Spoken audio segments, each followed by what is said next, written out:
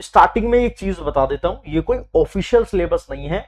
ये मेरा जो 8-10 सालों का टीचिंग का एक्सपीरियंस है वो है, यानी कि जो मैंने आज तक बच्चों को पढ़ाया है for the paramedical examinations of the para military forces, है ना। तो जो भी हमारे पैरा मिलिट्री फोर्सेस के एग्जाम होते हैं फार्मासिस्ट के, चाहे वो सीआईएसएफ के हो, बीएसएफ के हो, है ना, तो वो सब का ही निचोड़ है। और जितने भी मेरे पुराने बच्चे हैं जो मैंने उनसे रिव्यूज लिए हैं, जो मैं उनके साथ पेपर डिस्कशन करता हूं हर बार, उसके हिसाब से इस पूरे सिलेबस को डिजाइन करा गया है। क्योंकि इन्होंने कहीं पर भी अपना ऑफिशियल सिलेबस नहीं डालते, तो लेकिन जिस भी बच्चे को शुरुआत अभी से करनी है, जिसको इंतजार नहीं करना है कि कब डेट आएगी, कब क्या करना है, ये क्लास उन बच्चों के लिए है जो कि बच्चे अभी से ही तैयारी शुरू करना चाहते हैं, जिनको पढ़ने के लिए कुछ चाहिए, कहीं से शुरुआत करनी है। तो ये सिलेबस वो होने वाला है। तो बच्चों, मेरा नाम है शुभम और आप जुड़ चुके हो फार्मा अड्डा 24/7 पर, जहां पर मैं तैयारी करता हूं आपके हर एक बच्चे के फार्मेसी एग्जामिनेशन की, है ना। And I am pharmacist Shubham, है ना। सो शुरुआत करते हैं भाई। और अगर मैं बात करता हूं पूरे सिलेबस की, तो आते क्वेश्चन ऐसे ही हैं, 2 भागों के अंदर इसको बांटा जाता है। क्वेश्चन कैसे बनते हैं वो आप लोगों को पता ही है। मैं पूरे एग्जाम की जिम्मेदारी उठाता हूं। आइए पूरा का पूरा एक बार सिलेबस जो है गो थ्रू करते हैं। सो अगेन, यहां पर हमारे 100 मार्क्स का पेपर होता है, 2 घंटे की ड्यूरेशन होती है और 18 वैकेंसी इस बार आई है। आज तक हमने इसमें कोई एज नेगेटिव मार्किंग का कहीं जिक्र नहीं करा गया है, तो अभी मैं इसको ये मानता हूं कि इसके अंदर कोई नेगेटिव मार्किंग की बात अभी तक नहीं करी जाती है ना। So again, central industrial security forces ASI pharmacist का पेपर होता है। लेवल 5 की ये जॉब है, सैलरी अच्छी खासी होती है। अगेन मैं बात करता हूं सिलेक्शन प्रोसेस की, तो सबसे पहले रिटन एग्जामिनेशन होता है जिसके अंदर 100 मार्क्स का पेपर आता है। अगेन वही वाली बात।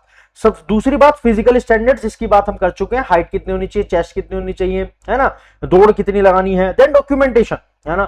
Again D form B form दोनों बच्चे एलिजिबल हैं, इसके अंदर कोई ऐसा क्राइटेरिया नहीं है कि खाली बी फार्म या फिर डिप्लोमा है, दोनों ही बच्चे एलिजिबल है।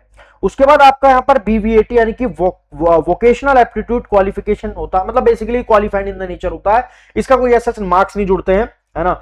इसके बाद आता है आपका मेडिकल एग्जामिनेशन, जिसको हम बोलते हैं कि बेसिकली आपका जो मेडिकल होता है ना। सो वो सब बात की बात है। सबसे पहले शुरुआत इसकी कहां से होती है, रिटन एग्जामिनेशन से। उसके बाद फिर जो है अपना फिजिकल स्टैंडर्ड्स एंड डॉक्यूमेंटेशन की बातचीत करी जाती है। तो आइए कि पेपर कैसे कैसे होता है, जिसके लिए आप इस क्लास के अंदर जुड़े हो, जो कि मेरे को आपको बताना है।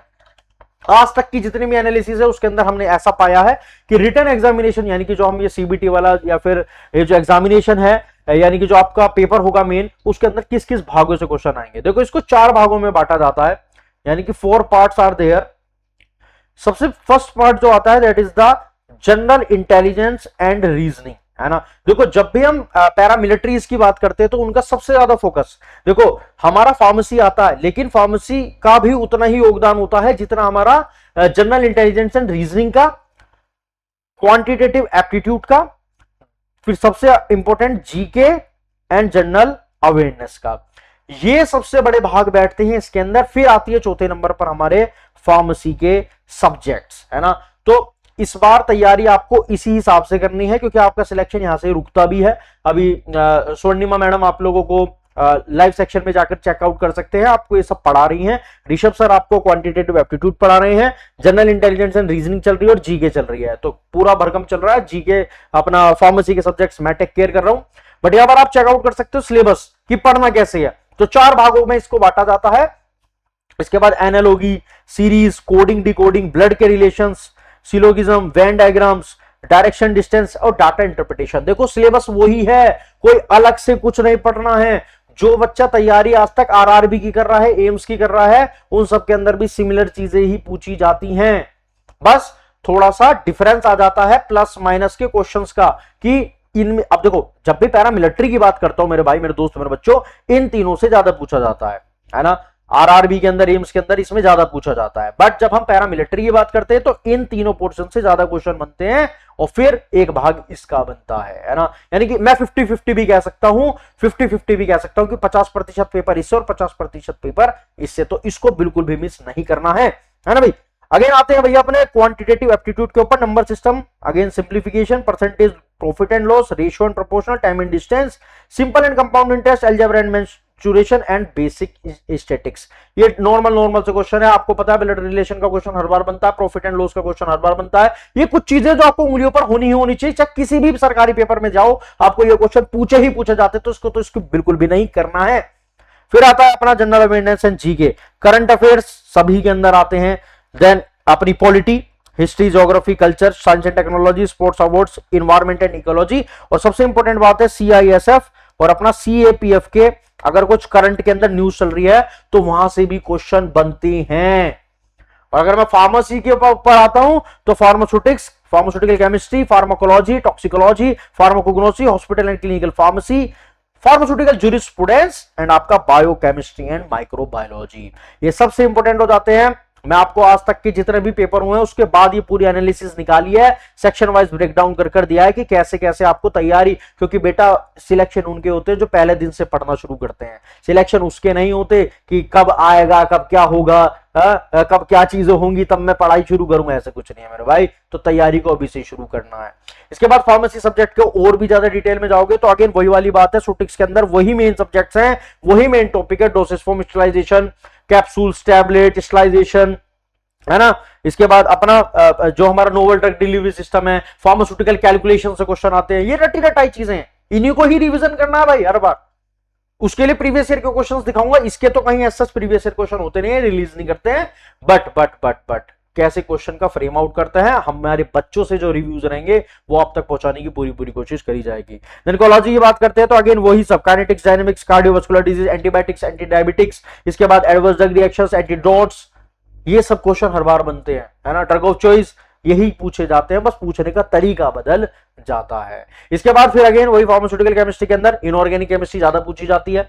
इसके बाद फार्माकोग्नोसी, इसकी पीडीएफ दे दूंगा, जाकर चेकआउट कर लेना, ठीक है।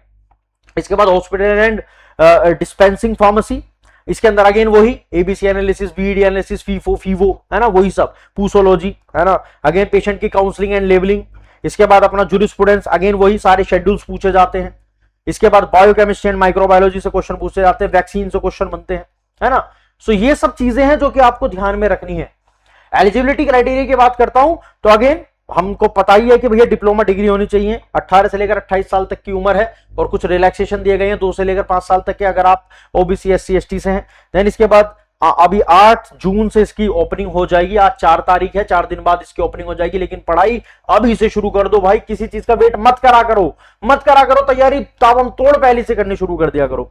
देखो मैं पहले कहता हूं, कोई बच्चा कहता है 18 वैकेंसी, कोई कहता है भैया इतनी कम वैकेंसी, मेरी बात समझो, ये सब वैकेंसी आ रही है, सबको टोटल करोगे तो अच्छी खासी वैकेंसी हो जाती है ना, सिलेबस भी ऑलमोस्ट सेम होता है, तो आप पढ़ाई करते रहो, सारे फॉर्म फिलअप करते चलो जाओ भाई, कैसे नहीं सिलेक्शन होगा जब सबके अंदर सिलेबस एक जैसा है। आप सारे फॉर्म भरते जाओ, किसी के अंदर 18 आई, किसी के अंदर 20 आई, किसी के अंदर 30 आई, किसी के अंदर 100 आई, किसी के अंदर 400 आई, इन सबको मिक्स करोगे तो हजारों तक वैकेंसी पहुंच जाती है। तो आप तैयारी बरकरार रखो, किसी भी पर्टिकुलर पेपर की तैयारी करने से अच्छा है कि आप प्रॉपर तरीके से, जैसे मैं महापैक के अंदर बात करता हूं, जो कि नीचे नंबर दिया भी हुआ आपको, इस महापैक की जब भी मैं बात करता हूं, मैं यही तो कहता हूं कि आप सब कुछ पढ़ो, सब कुछ पढ़ते हुए चलो, और फिर जब भी पेपर आए आप उसके हिसाब से पीवाईक्यूज लगा कर उस पेपर को धोते चले जाओ। तैयारी ऐसे होनी चाहिए, ठीक है ना। आपका सबसे बड़ी बात यह कि आपको आईटीबीपी के क्वेश्चन पेपर मिल जाएंगे, बीएसएफ के पता लग जाएंगे, यानी कि जितना भी पैरामेडिकल है, जितना भी हमारा पैरामिलिट्री है, उन सबके पीवाईक्यूज आप लोगों को लगाने हैं जब भी आपको इसके लिए जाना है। तो best of luck, all the very best from my side. मुझसे कुछ चाहिए तो कमेंट सेक्शन में बताइएगा, इसकी पूरी पीडीएफ मैं आपको दे दूंगा, बट आपको तैयारी जो है वो बेहतरीन तरीके से करनी है। अभी इसका ऑफिशियल चीजें जैसे जैसे आएंगी मैं आप लोगों को बताता चलूंगा, लेकिन अभी शुरुआत कहां से करनी ये मैंने आपको बताया, ठीक है। सो हर चीजों को नेगेटिव मत लिया करो, हर चीजों को पॉजिटिव लेना सीखो, है ना। तैयारी कहीं से तो शुरू करनी है, यहीं से शुरू करो और पेपर निकालो, एक एक पेपर निकालते हुए चलो। यही उम्र है, फिर उम्र निकल जाएगी, फिर हाथ देखने से कुछ नहीं होगा, है ना। तो तैयारी करते रहो मेरे साथ, ओनली ऑन फार्मा 24/7। तब तक जय हिंद, वंदे मातरम, जय भारत, बाय बाय बच्चों।